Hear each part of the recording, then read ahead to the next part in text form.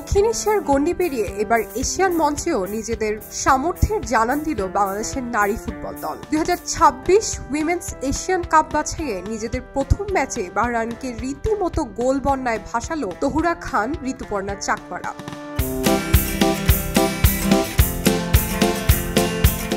মায়ানমারের ইয়াঙ্গুনে রবিবার 29 June C গ্রুপের ম্যাচটি 7-0 গোলে জিতে নিয়েছে পিটার বাটলারের শিষ্যরা। অথচ ফিফা র্যাঙ্কিংয়ে বাংলাদেশের চেয়ে বাহরাইন 36 ধাপ এগিয়ে। বাংলাদেশের অবস্থান যেখানে 128, সেখানে বাহরাইনের অবস্থান 92তম। কিন্তু পরিসংখ্যান কিংবা র্যাঙ্কিং যে কেবলমাত্র সংখ্যা, বাংলাদেশের মেয়েরা সেটাই যেন প্রমাণ করলো। মাঠে তাদের এদিন এতটাই দাপট ছিল যে প্রতিপক্ষ কোনো প্রতিরোধই গড়ে তুলতে পারেনি। বাংলাদেশের পক্ষে জোড়া গোল করেছেন তহুরা খাতুন, একটি করে গোল করেন শামসুন নাহার জুনিয়র, ঋতুপর্ণা চাকমা, কৌতি কিসকু ও মুনকি আক্তার।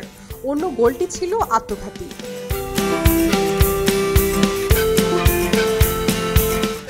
এশিয়ান কাপ বাছাইয়ে এ নিয়ে তৃতীয়বারের মতো খেলছে বাংলাদেশ। 2014 ও 2022 এশিয়ান কাপ বাছাইয়ে অংশ নিলেও কোনো ম্যাচে জিততে পারেনি বাংলাদেশ। হেরেছিল 5 ম্যাচের সবগুলিতেই। বাহরাইনের বিপক্ষে জয়টি তাই এক অর্থে ঐতিহাসিক।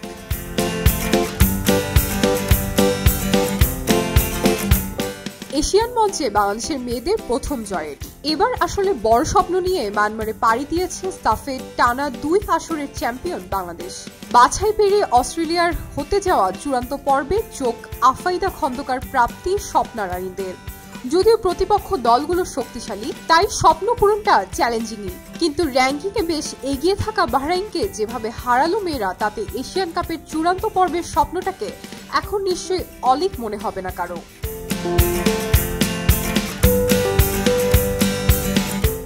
বাছাই পর্বের এই মিশনে 2 জুলাই স্বাগতিক মায়ানমার ও 5 জুলাই তুর্কমেনিস্তানের বিপক্ষে খেলবে লাল সবুজের প্রতিনিধিরা।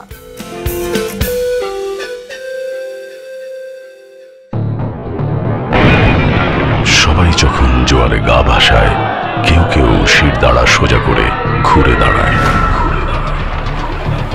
সময় যেখানে প্রতিনিয়ত হার মেনে নিতে শেখায়, কেউ কেউ চ্যালেঞ্জ ছুড়ে দেয়।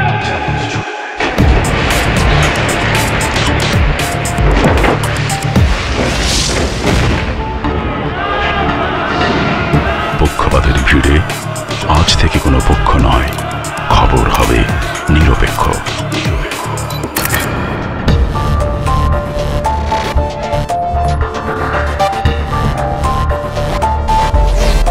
বানোয়ার তথ্যবাদ, খবর হবে নিখাদ।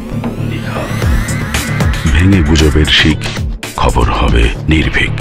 মুক্ত চিন্তার স্বাধীন দৈনিক খবরের কাগজ। এখন খবর হবে নিখাদ, নির্ভীক, নিরপেক্ষ।